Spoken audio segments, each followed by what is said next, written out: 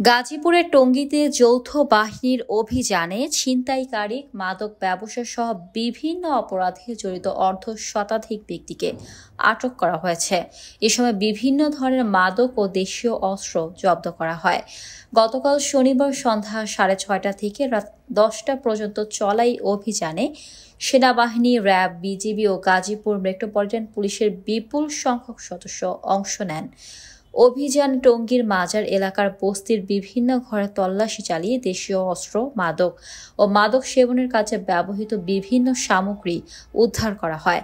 আইন শৃঙ্খলা বাহিনী জানায়, রাজধানীর উত্তরা সহ শিল্পাঞ্চল টঙ্গী অপরাধ প্রবণ এলাকা হয়ে উঠেছে। ফলে ওই এলাকাগুলোর আইন শৃঙ্খলা পরিস্থিতি উন্নতি ঘটাতে এই অভিযান পরিচালনা করা হয়।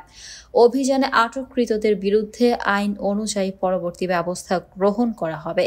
এ বিষয়ে গাজীপুর জেলা প্রশাসনের সিনিয়র সহকারী কমিশনার ও নির্বাহী ম্যাজিস্ট্রেট মোহাম্মদ রেহানুল ইসলাম বলেন, সুনির্দিষ্ট তথ্যের ভিত্তিতে অভিযান পরিচালনা করা হয়েছে।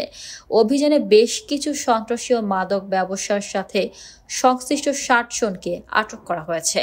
অন্যথায় রমজান মাসকে ঘিরে ওই এলাকার আইন শৃঙ্খলা পরিস্থিতির অবনতি হতো।